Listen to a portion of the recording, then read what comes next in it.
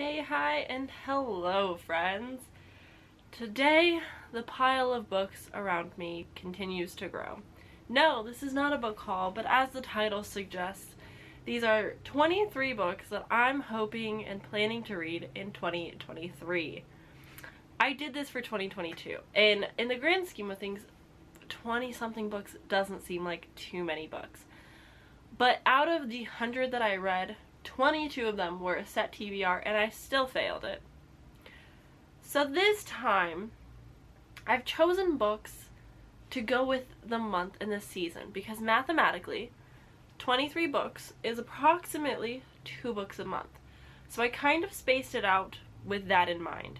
So every 2 books is for the month. So these first 2 books are theoretically to be read in January. I'm not going to fully stick to that or anything. It's nothing super set in stone. It's still, when I want to read these, read them.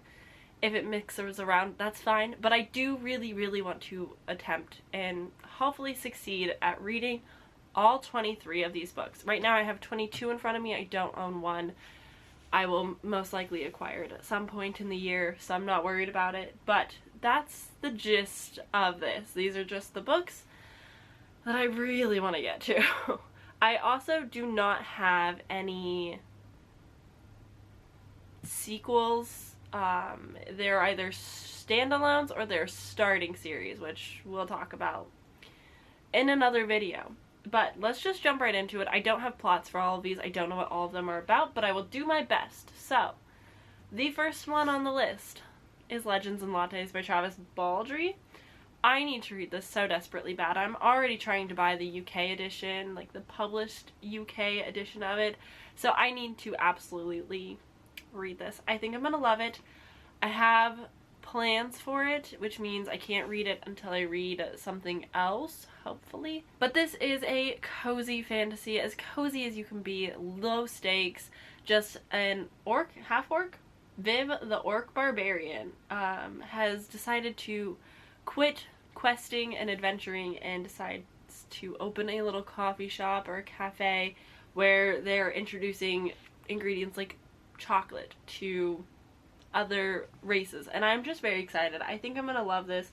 The cover art is absolutely gorgeous. It's just everything about this makes me so freaking excited. Next I have Piranesi by Susanna Clark. This is super beloved by so many, as probably a lot of these books will be, but this is following our dear Piranesi, who is in a like labyrinth house that's like ever changing. He doesn't know who else is there, but someone else is there, doesn't know where he is. He's like charting the rooms or something. I'm not 1000% sure. I know that this is confusing. I'm sure it's philosophical. I'm incredibly excited nonetheless. I think I'm going to absolutely eat this up, and I will probably recommend it to everyone, but we'll see. The next book that I'm hoping to get to in February for my birthday is Emily Wilde's Encyclopedia of Fairies by Heather Fawcett. I had never heard of this. This was an Fairy Loot adult?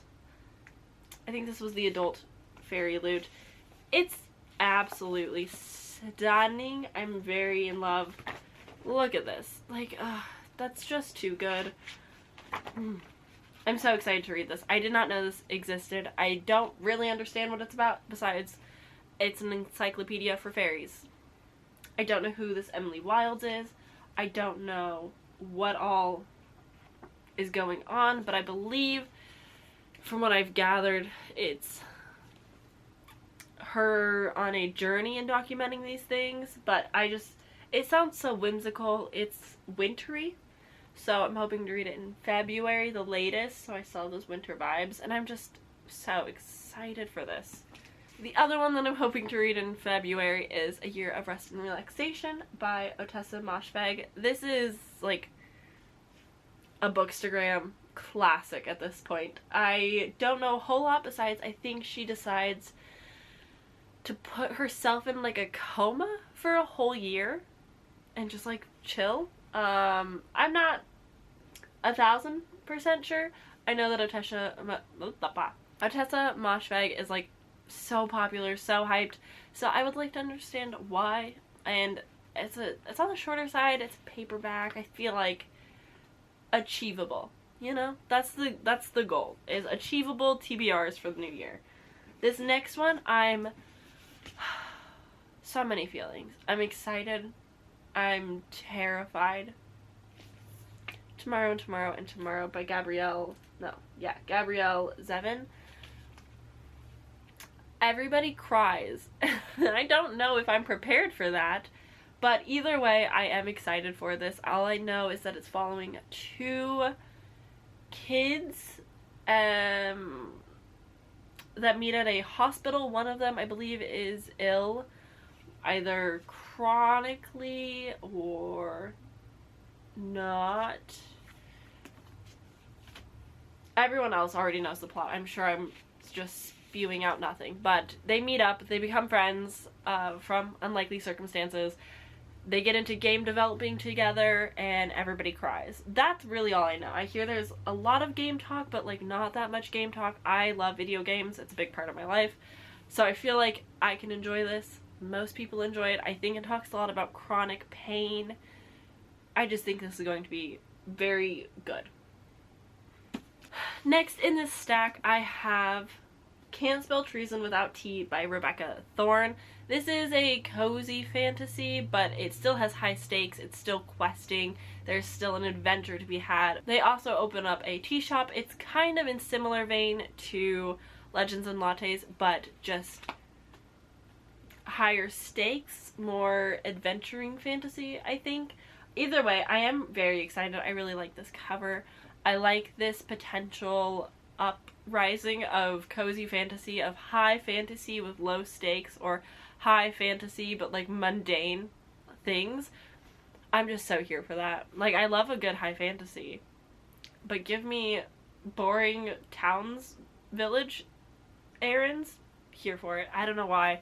This next one I do know absolutely nothing about, and I'm not going to read the synopsis. This is Dreams Lie Beneath by Rebecca Ross. I'm in love with this cover. I think it's so pretty. I got this in an owl crate. I don't remember what it is about. I know that it is beautiful, and I know that I'm very excited for it, and I think it'll be fun to read. I am familiar with the author's blurb on the back, which gives me high hopes. I don't know. Every time I see it on my shelf, I get really excited, even though I know nothing.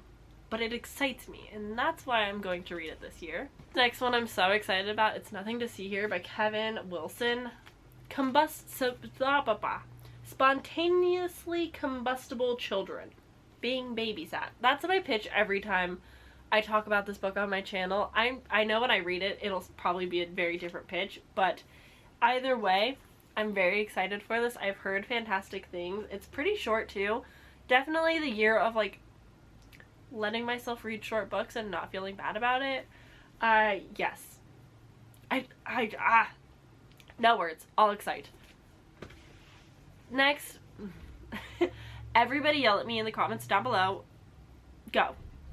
Bunny by Mona Awad. I just need to read it. I'm hoping to read this before whatever month we're on happens. I want to read this sooner rather than later. Daphne already read it. Everybody I know loves it. I need to read it. That's just that on that. There's nothing more to say besides I need to read this. But I'm very excited. Mona Awad's coming out with a new book in 2023 as well. So I definitely need to step up my game so I'm ready and prepared. This next one is probably the most intimidating on the entire list, and it's Sword of Kagan by M.L. Wang. She's so chunky. She's so chunky. She's got pretty small font. It's intimidating, but I'm still very excited. I did start this back in June of 2022, and it was good. I didn't like dislike it, but it's just so intimidating. It's so time consuming that I haven't had a big pull towards it, but I've heard great things about this. Everyone that's read it has enjoyed it, so I just need to force myself to sit down and take some serious time and read this. This next one is a pick because I really like this special edition, and it's This Vicious Grace by Emily Theed. This is the Fairy Loot edition, and it's just so pretty. I love these lemon summer vibes.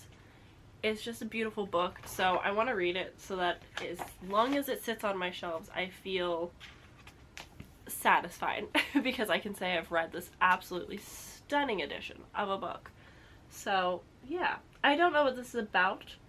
I know that a lot of people have read it though, and I've heard pretty like okay things. Nothing super spectacular, but nothing bad either. So, these next two I've picked because the sequels are coming out in 2023. So the first one is Iron Widow. The sequel of this is coming out, I think, middle-ish end of the year. So I'm hoping to get this, of course, read, and then I can pick up the sequel shortly after. I'm excited. I know that this is robots, boys and men's take like the life essence or intelligence of women in like a battle to control robots to go to war or something. I don't know. I know this has like feminist conversations. There we go. So I am intrigued to see what it has to say, but I'm also preparing for like the young adult tropey story that I'm completely okay with. This stack over here is getting dangerous. This next one, also, like I said, the sequel is coming out. It's the Ivory Key by Kasia Raman. I don't know anything about this. I also got this from a Fairy Loot owl crate, from an owl crate. I am excited to see what this has in store. I haven't heard much about it. I remember seeing the cover everywhere, but I couldn't tell you what a single person has said about it, so I am intrigued. Adrienne Young has blurbed it, which we know she's like one of my favorite authors ever, so there's something. High hopes, I hope. But yes, it's a pretty cover. I do have some intrigue. This is probably the one I'm least knowledgeable and least excited about getting to, but either way, it's on the list. This next one was influenced by Eliza entirely, and it's Sign Here by Claudia Lux. This is a satirical fiction. I don't know what genre this is actually meant to be. I guess you could say horror, but I don't think it's horrific at all. I know that it is apparently set in summer, and we're following somebody who works in hell, and they're trying to recruit members of this particular family to like ascend to the next level, kind of like an MLN. I'm intrigued. I think it's going to be funny. I think it's going to have a lot in store for it. I'm incredibly excited for this one. I'm hoping to read it in the summer, maybe a little bit sooner. We will see. We will see. This next one, Crying in H Mart by Michelle Zauner. I've been wanting to read this for months and months and months and months and months and months. But I just keep putting it off for one reason or another, whether I'm not ready for it. I know it's going to be just heartbreaking. So I know that I need to be in like a good place to read this because I'm going to cry either way. But I just have been, I don't know if it's intimidated or just not in the mood for nonfiction. My nonfiction in 2022 was very low, and I'm okay with that. But this is definitely one that I really want to get to. There's like two nonfictions in this whole world that I'm interested in, and this is one of them. So it's going on the list. We're gonna force me to read it. It's gonna be great. This next one is heavily influenced by my boyfriend, and it is The Name of the Wind by Patrick Rothfuss. She's chunky, but I do have the audiobook for it. She's also floppy, so it's okay. I don't know anything about this. I don't want to know anything about this. We have the second book as well that I'm hoping to get to in 2023. Hopefully the third one will come out sooner rather than later. But I don't know anything about this. I don't want to know anything about this. I just know that everybody loves it. This is Austin's like new favorite book, one of them. And so I'm very intrigued to see if I also enjoy it as much as everybody else does. That's all I got. That's all I got. Chunky fantasy that everyone enjoys. This next one is Defy the Night by Bridget Kemmerer. I do not remember what this is about. I picked this up because I saw Carrie Can Read review it, and she enjoyed this more than she expected. And so for that reason I was like, yeah, I'll try it out. I'll pick it up. And so I'm gonna put it on this list, force myself to read it, because I know nothing about this anymore. The sequel has come out, so if I enjoyed, I can pick that up and read it as well. But yeah, this was entirely influenced by Carrie, and that's all I can say. Alright, just 5 more to go. Wait, 6, I forgot. Honorable mention, I don't remember where in the stack it was supposed to be, but A Sorcery of Thorns by Margaret Rogerson is also on this list. I really want to read it. I have Vespertine, which I guess we can use as a placeholder. I want to read A Sorcery of Thorns more than this one though, because everyone seems to enjoy that one. It seems to have so much hype and love around it. The like 0.5 sequel is coming out soon, if it's not out already.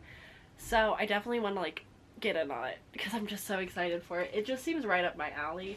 I think it's set in a library, which is like my cup of tea already. So that's on the mentions list. Sorry. Next, Gideon the Ninth by Tamsin Murray. Gideon the Ninth. I don't know a lot except for lesbian necromancers explore a haunted gothic palace in space. Decadent nobles vie to serve the deathless emperor skeletons. That's what I know. I know that it is necromancies in space. It sounds fantastic. It sounds great. There's a new trilogy, I think, coming out in 2023. The first book is, at least, and it's got similar vibes, so I definitely need to read the OG first. This is the Illumicrate special editions. I didn't know there was going to be a 4th one, but a 4th one is coming out, so I've got that to look forward to as well. So yeah, if I enjoy the series, there's plenty to binge. And then next we've got House of Hollows by Crystal Sutherland. I bought this a while ago. I did try a chapter during Booktober, and now I just need to read it because I know this is a 5-star prediction. I absolutely know I'm going to love this. I'm going to obsess over it. It's going to be fantastic. I just need to read it. I know I'm going to like it. So I just need to read it. And that is why it's on this list. This is about 3 sisters that vanish one day out of nowhere, and a few something years later, 2 of them reappear with magical abilities of some sort, and they're on the hunt to find their 3rd sister who is still missing. Alright, this next one that I want to read in December, most likely, is actually like a 7 books part, but it's Narnia by C.S. Lewis. I've never read the Narnia series. I've had them on my shelf for quite a while, and I've always been intrigued. I do adore the movies. I like C.S. Lewis's writing. It's just like bound to happen eventually. So this year, I want to do it. I think I'm going to do a reading vlog where I read all of them, maybe watch the movies, have some like cozy food inspired. We'll see. But either way, I'm so excited to finally read this. And luckily, like, it's a kid's book. It's not going to take me too long. It's going to be great. This next one is Thistle Foot by Jenna Rose Nethercott. This is a sweeping adventure illuminated by Jewish folklore and adored with lyrical prose as tantalizing and sweet as breer berries. Thistlefoot is an immersive modern fantasy saga by a bold new talent. I'm very excited. I don't know a whole lot about this except for, based on the cover, a house with chicken feet walking around. I don't know how accurate that is, but I'm incredibly excited for this slightly chunky book. This was on a 2022 anticipated releases list for me last year, so I definitely need to get around to it. I also am hoping to get good at reading my book of the month books. That's also a big goal. And last, and certainly least, Midnight Neverwoods by M.A. Kuzanar. I'm slightly ashamed by this one. I'm not gonna lie. I meant to read this when it came out, Did this get published in 2021? I don't even remember. It got published in 2021 and I tried reading it and I couldn't. And then this past Christmas I picked it up audibly and I got a little bit through it. Picked it up from the very beginning, which means I had known the information in which I was reading. So I wasn't very drawn in and I just didn't care. So, third time's a try. I will be picking this up come this next December, a whole year away. I will be finishing this because it is a beautiful copy and it's a beautiful cover. I'm really interested in this Nutcracker retelling. I like the ballet conversations and aspects to it. I think I'm going to enjoy this. I just have to get through the beginning parts. I want to get to the Nutcracker parts, not the like life parts, you know? Does that make sense? I hope it does. But yeah, this is the final book that I hope to read on this list, which now I have a very large towering stack. So here's majority of the books. I'm not going to try and pick it up because it will fall on me, I know it. But here's majority of the books that I hope to read. 23 to be exact. Well, placeholder for Margaret Robertson. There we have it. These are the 23 books that I'm hoping to get to in 2023. I am excited for a vast majority of these. A few of them are just forcing myself to read books on my shelves that I'm mostly excited for and or need to just read. But either way, I'm very excited to get to these. I think they're going to be so fun. It's going to be fun trying to throw these into my TBRs somehow. I don't know yet whether or not I want to make this into a very long 2 or 3 part or 4 part maybe reading vlog, maybe seasonally. I'm not sure. But either way, expect to see these books on my channel, and if you don't see them, yell at me because that means I'm not doing a good job. And we're all about succeeding challenges this year, right? Yes. So yeah, that's gonna be it for this video. Thanks for watching. Let me know, what are your 3 top books that you want to get to this year? Like the most books, the most exciting ones you want to read this year. Let me know in the comments down below. Give this video a like if you enjoyed. Subscribe if you want to see more from me. It is January, which means plenty of end of year content. Too much, some may say. Who knows? But either way, there's a lot to watch, so stick around if you want. And that's going to be it from me. I will see you guys very soon in my next video. Bye!